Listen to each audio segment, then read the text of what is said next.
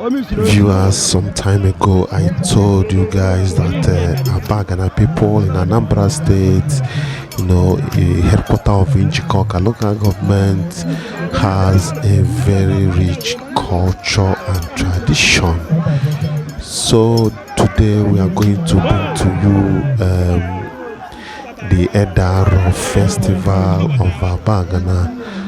Though this particular one is just part one of the Ede-Aro Festival, the part two will still come your way. So in this part one is all about people gathering from far and near, young boys and girls. You will see the boys flogging each other with cane, and there is a competition among them. That is what majorly this part one is all about. And we are going to have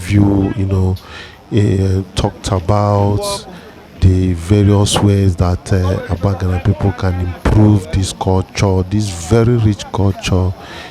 Some things we are going to talk about concerning the improvement, so that there will be a better way of presenting this very rich culture of Abagana people. Yes, having said that, let's go ahead to show you this culture. Viewers, this is the Ede-Aro Square of Abagana.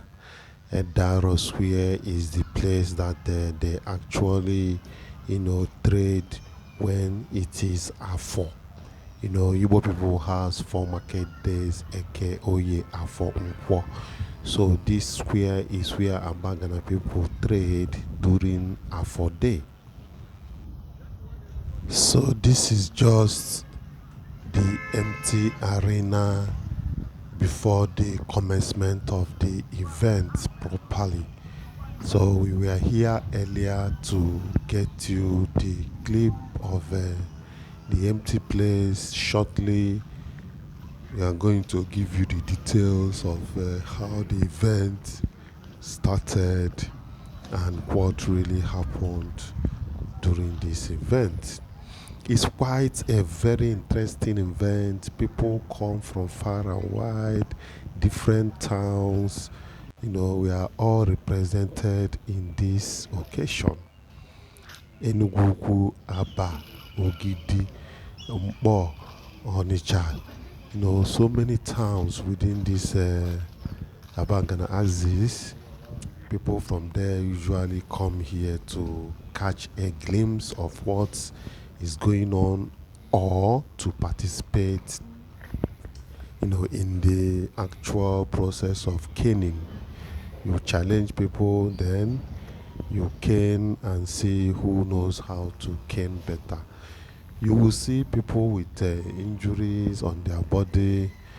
Actually, they are not feeling it for that point in time. Maybe later they will start feeling the injuries. Yes, the minor injuries or bruises, let me just call it bruises from the flogging of cane, is something that will still disappear later. So, but I'm just telling you some things that you will see when the event starts proper. This is the actual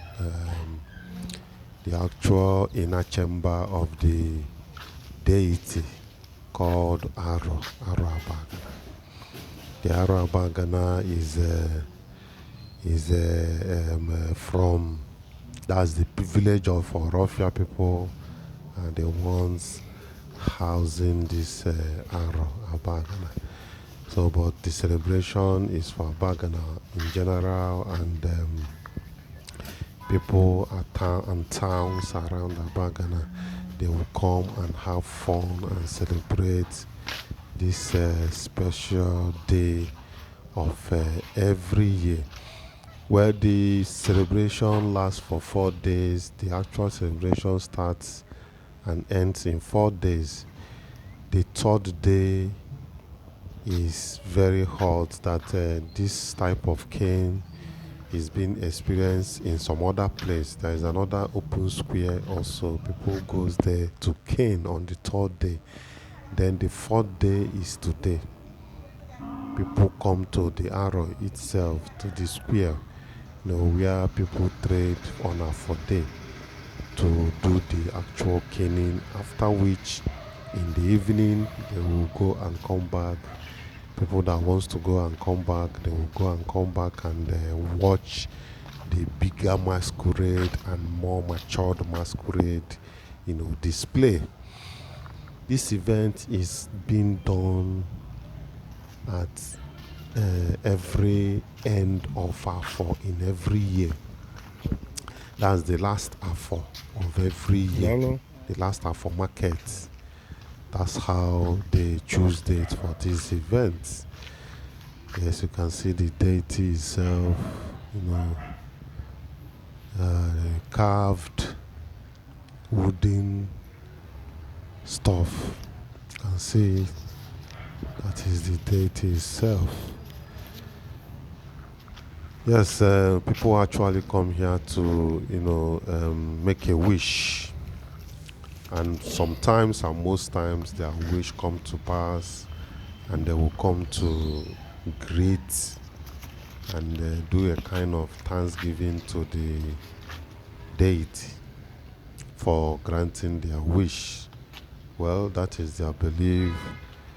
We are here on tourist side of it, to see what the actual thing that is going on here.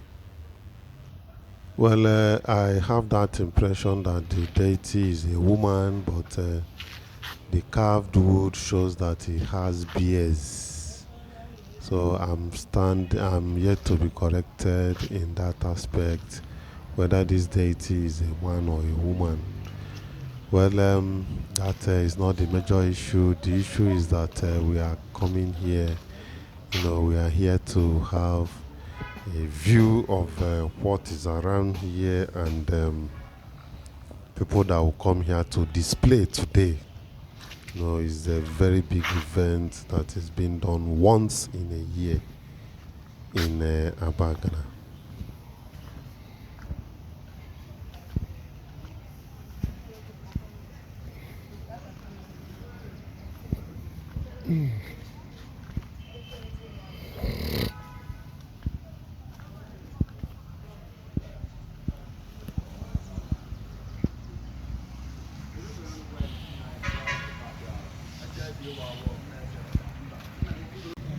Well, like I said, I was here, observing some things that are happening here.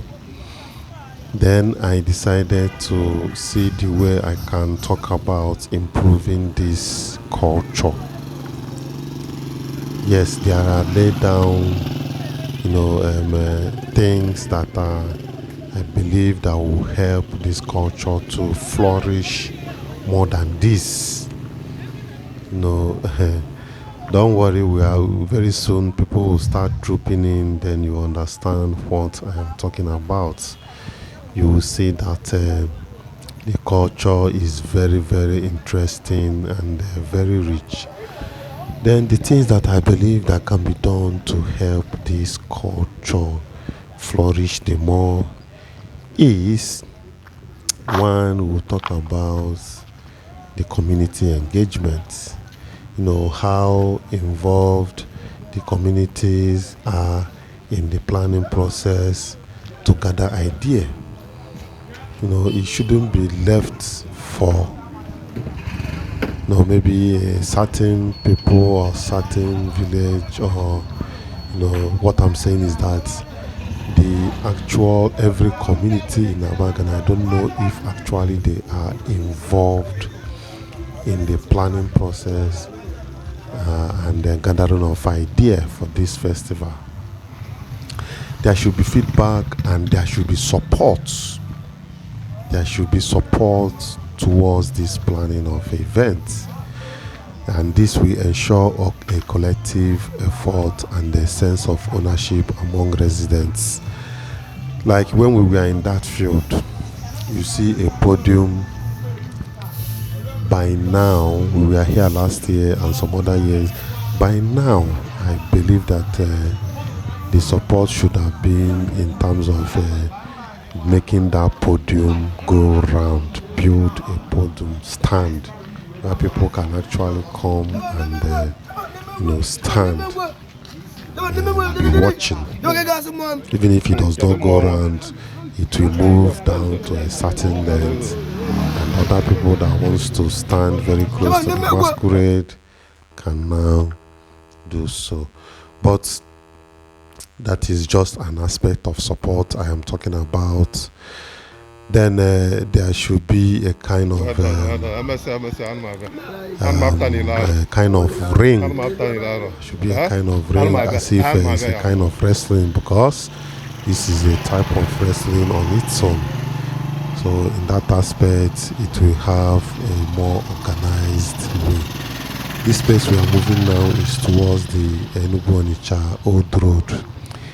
The square is very, very close to Onitsha Old Road. So we are moving out towards that side to see how the road looks like. Then we'll come back and start where we stopped.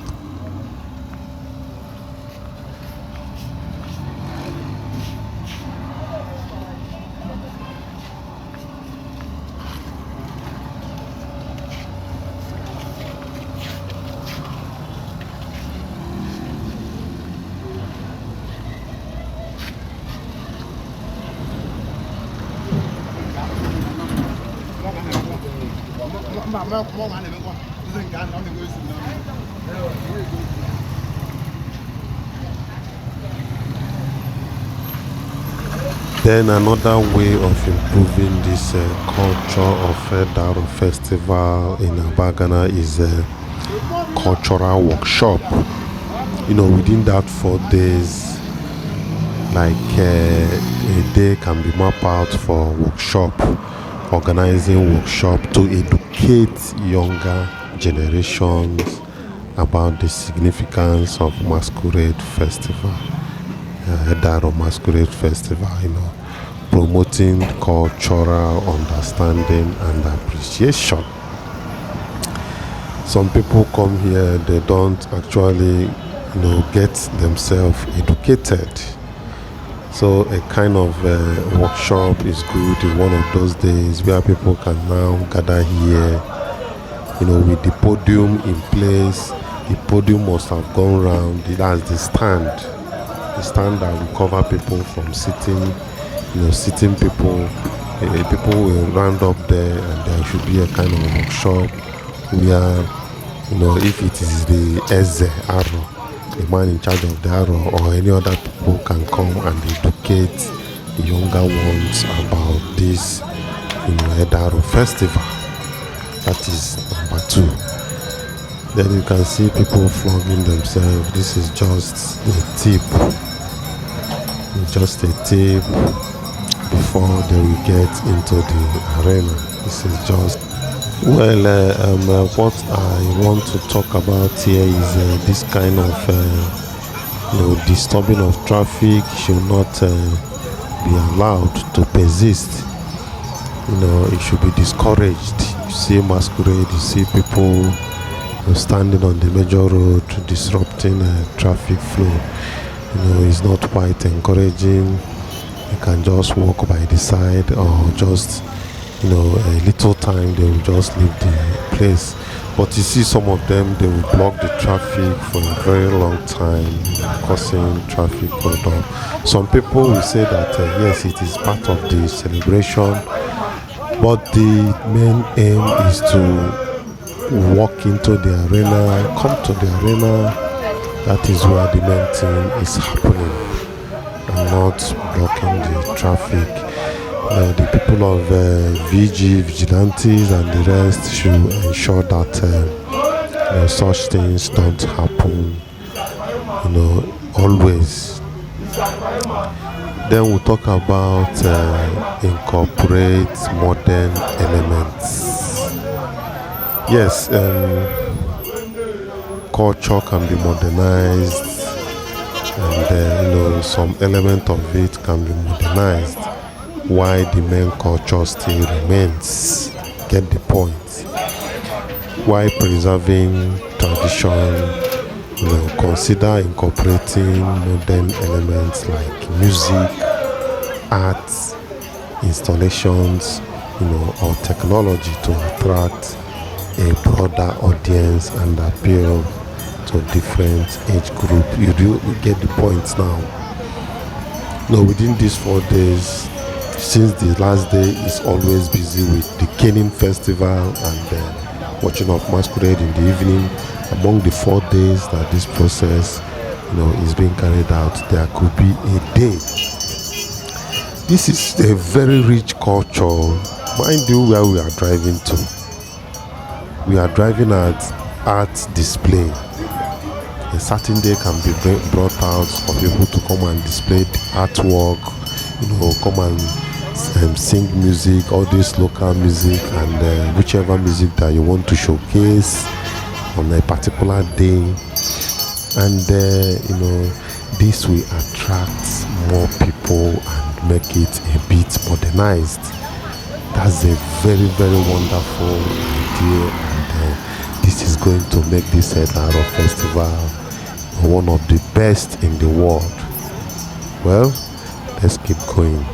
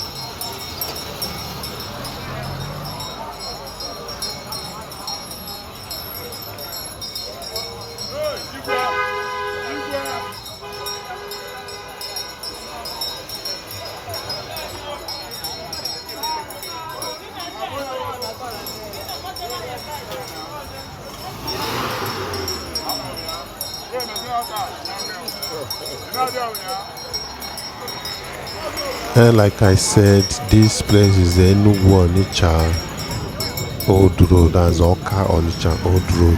That is where we are now, because the arena is just a stone throw from here. By the right, you have entered the arena.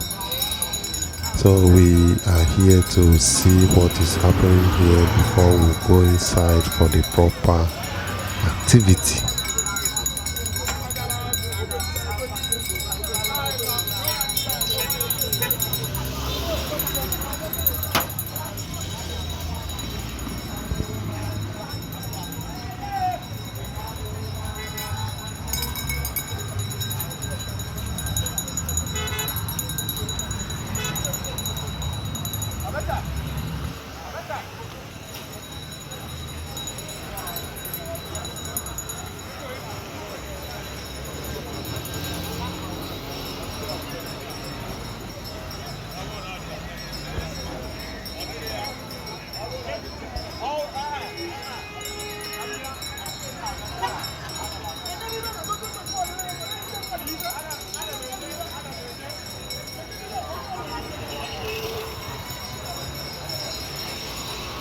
Then the next idea I will talk about is interactive activities.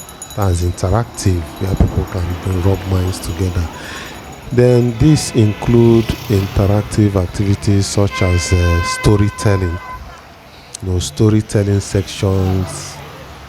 People will come and tell stories, maybe elderly people or younger people, stories that are interesting about culture, about Abagana, and about Igbo race in general. Then traditional games. There could be other traditional games that people can think of. They will come and do it and display it that day, or craft workshops to engage attendees actively. Yes, this is another idea that can help to boost this Ede-Aro Festival. Just believe you, if the people of Abagana can do something in this regards, probably with the consent of the deity or the people in charge, this is going to boost the tourism aspect of Abagana. You see, the hotels in Abagana will be fully booked, though ordinarily the hotels around here are fully booked during December to January. But it's going to be more attractive.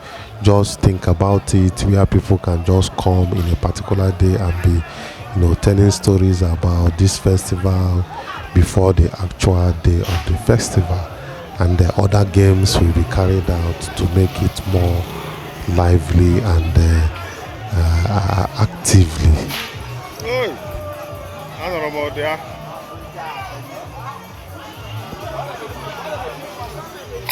Hey, Anambra there.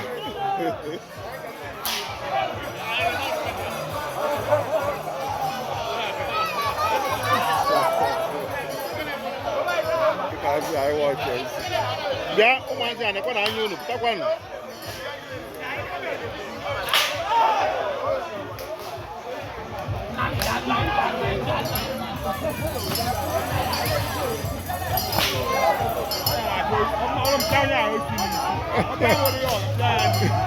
I ain't getting out of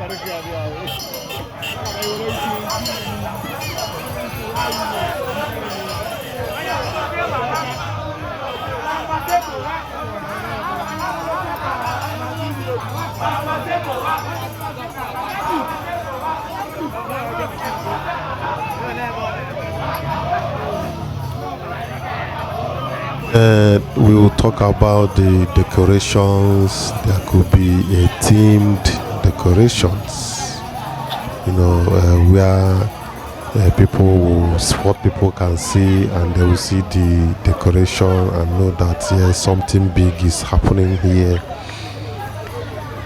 But for now, there is nothing like that. It's just that people are aware that this thing is happening, except if you come inside the deity's palace, you will see all these decorations. But I'm talking about a kind of themed decorations. Introducing themed decoration to enhance the visual appeal of the festival and create a festive atmosphere. Yes, this will go a long way in making this Ede-Aro Festival of Abagana people to be more interesting and very, very attractive.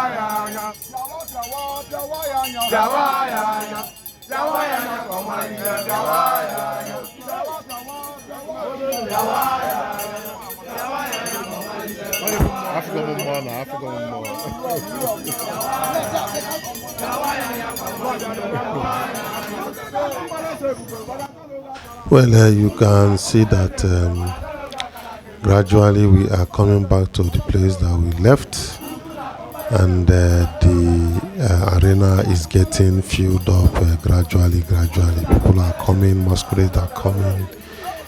Very soon we'll go inside the main arena and see what is going on there. But we will continue with our explanations.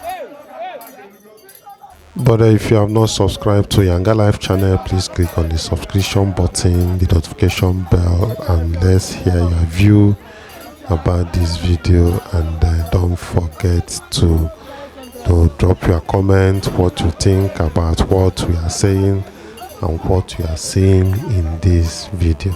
Yes, actually I am going to release the background voice of whatever transpired here so that you understand what happened here, but I'm just giving the explanation before I release the videos and the background explanations of what is happening so that you feel it live and direct.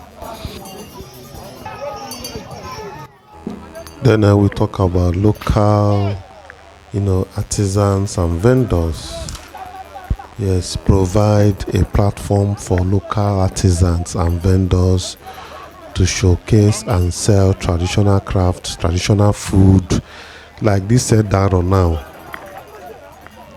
it has a food attached to this festival. The food is cocoyam, Ede, a very special, cocoyam prepared with vegetable, with bitter leaf vegetable, and a very special way is being done that you cannot resist eating it.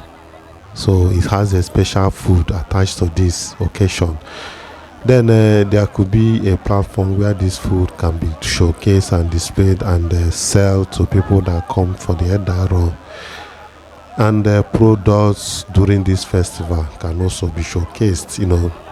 Products from this town, Abagana, and other towns, neighboring towns, they can showcase their traditional products, any type of product that they have for sale. This will support the local economy of Abagana and the environs. Then I'll talk about collaborate with artists, partner with the local artists or performers to add entertainment value, whether through live music, dance, performance, or theatrical presentations. Then we talk about to promote tourism, market the festival as a cultural tourism attractions, drawing visitors from neighboring areas and beyond to experience the unique tradition of the village. Yes, we are not leaving out social media presence. Utilize social media to create awareness, share updates, and showcase the festival highlights, reaching a broader audience and attracting attention beyond the local community, just like what we are doing here now, to let people know what is happening in Abagana. And people that are from this area, probably they were unable to come, they can use this opportunity to watch this festival live.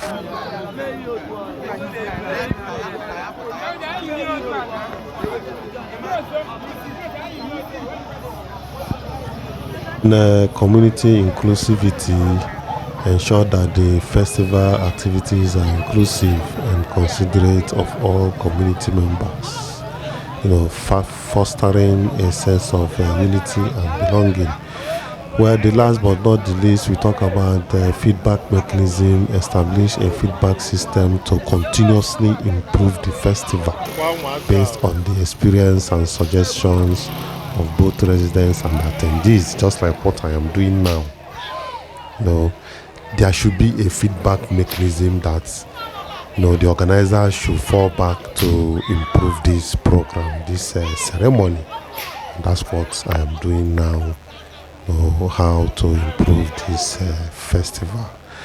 Yes, I'm going to conclude by saying, combining tradition with innovation and fostering community involvement. This Ede-Aro Festival, Abagana Masquerade Festival, can evolve into a more vibrant, inclusive, and memorable celebration.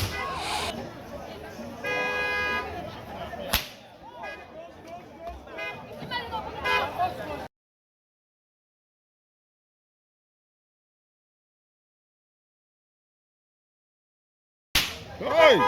Nah, ụmụazị a na-apịakwa ịtarị ọ.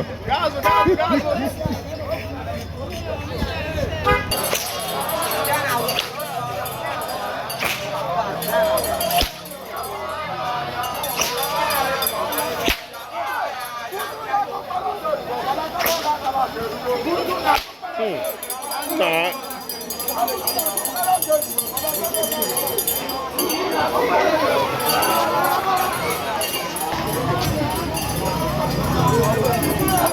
Bye.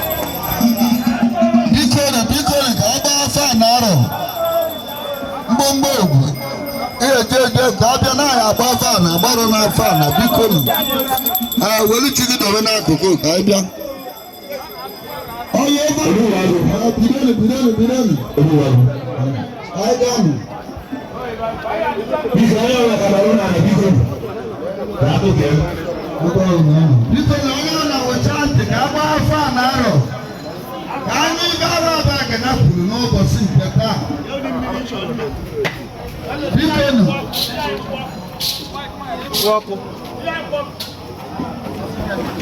Walk. I'll come with you.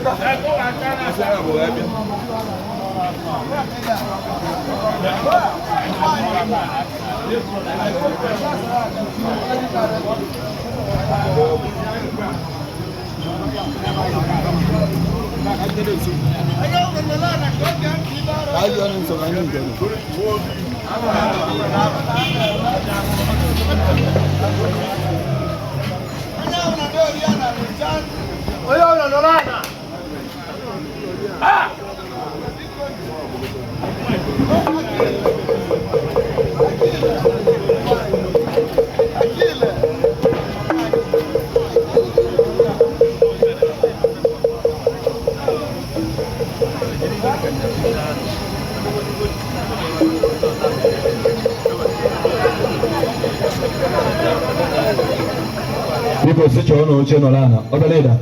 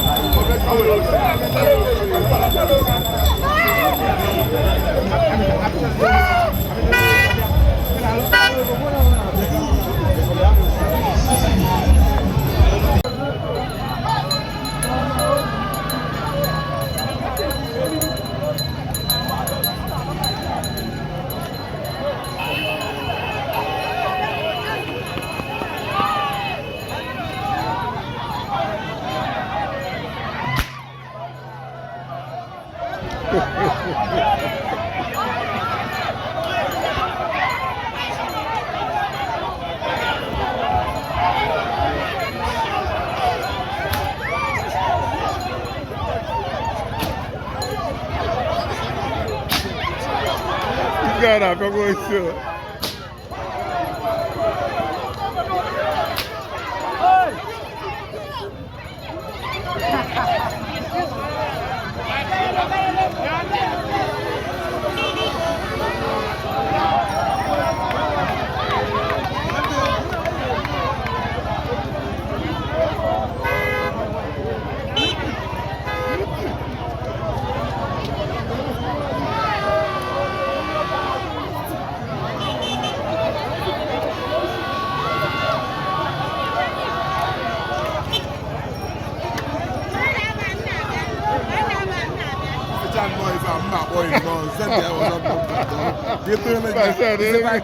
I should have confirmed now. Trust me now. You're the guy, man. Abba. I did. No. Get back is it? Back is it? No. Okay. We are not from the area. Yeah, for long. I want to go get Trevi. I am man. I just one day meeting get my job. Another time come for them. Yeah. I don't know check again. I ring now. Get those together. Yeah, I know. Last time the other one just went. Jesus. Only see one player, one boy work at here, one more work at here. The way. So now work at there. What to? I'm a now the go up here. On the left block, we go no here. Okay.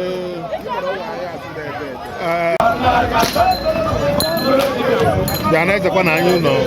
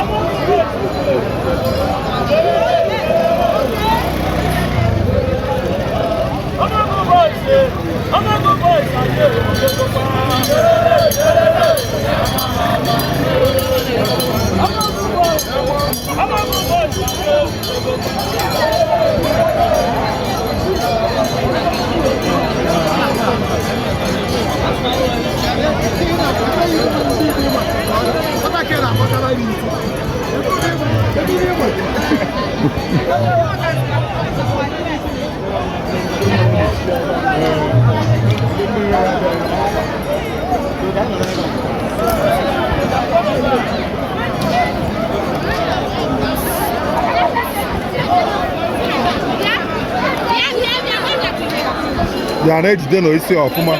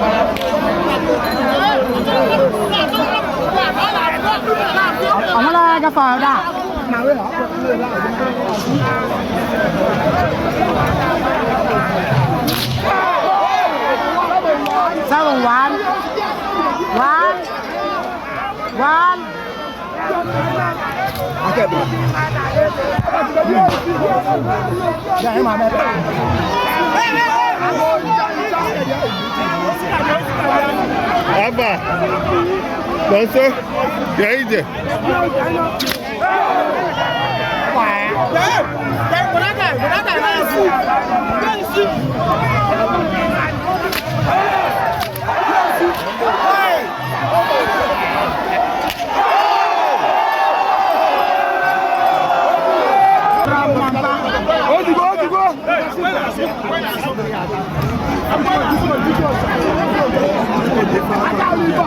Now this one, what I got?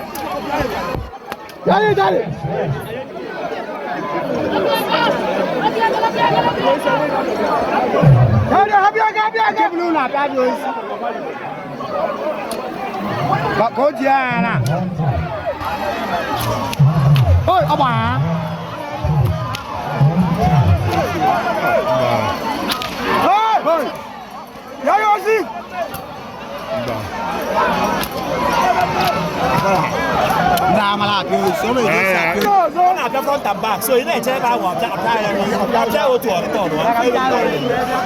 apart from that, Ah, Ede-Aro well. On a do go get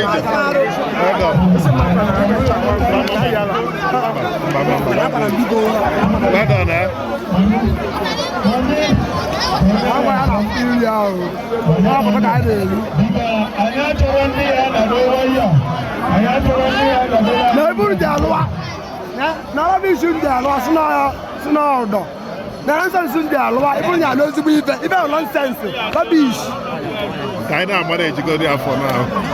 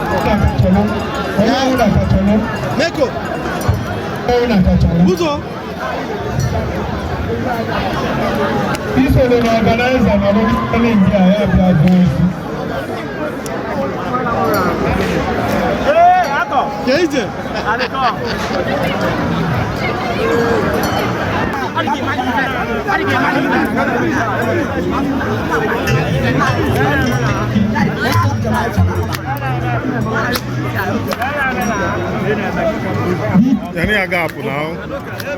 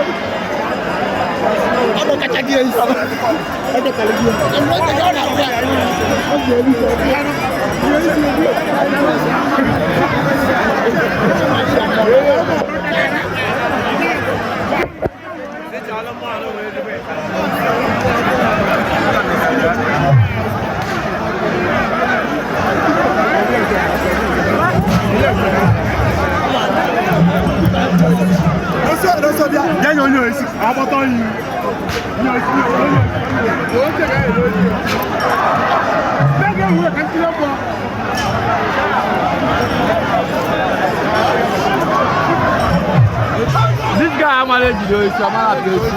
Oh yeah, I'm gonna do it.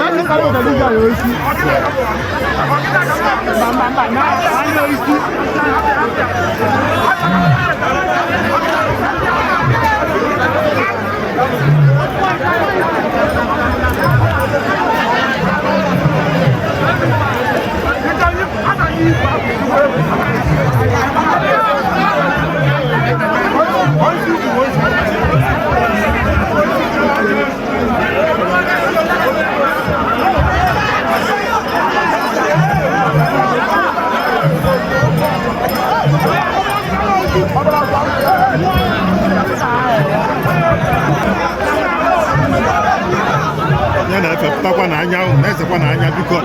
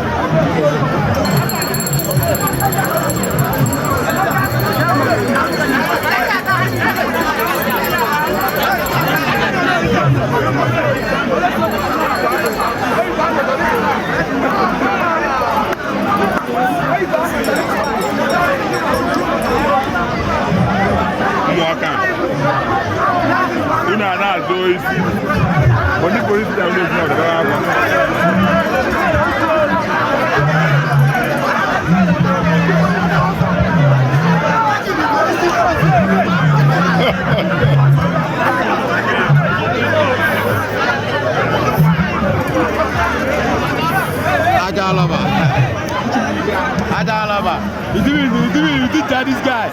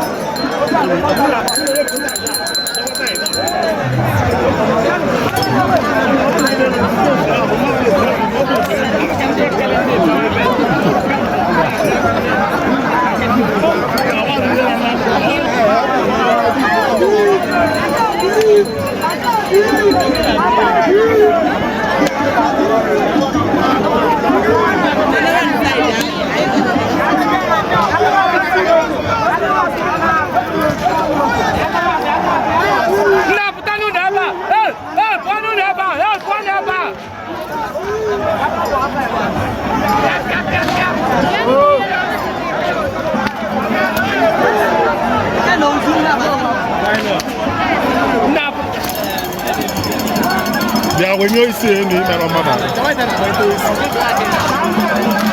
now, do you have the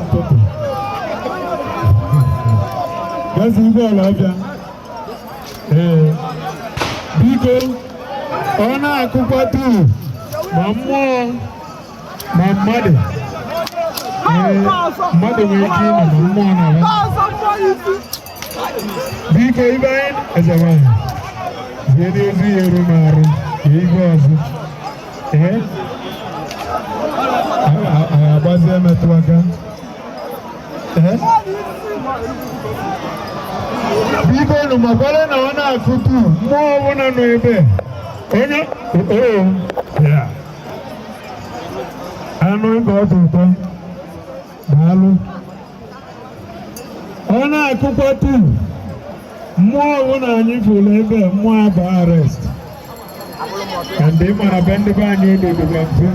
Now more. No food. Eti ragini apa dana kuka na ati. Biko. Nda jomo yebi. Doctor. Onyensa. Doctor na ini bebe.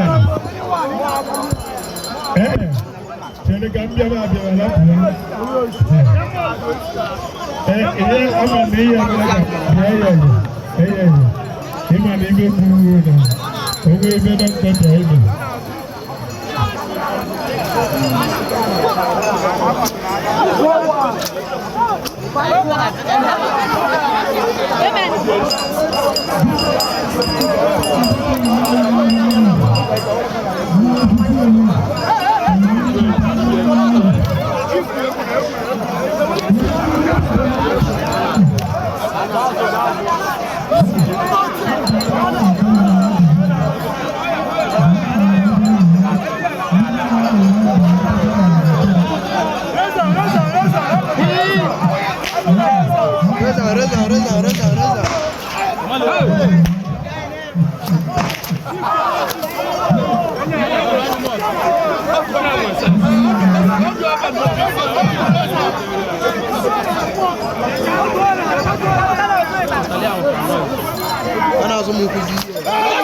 Awka.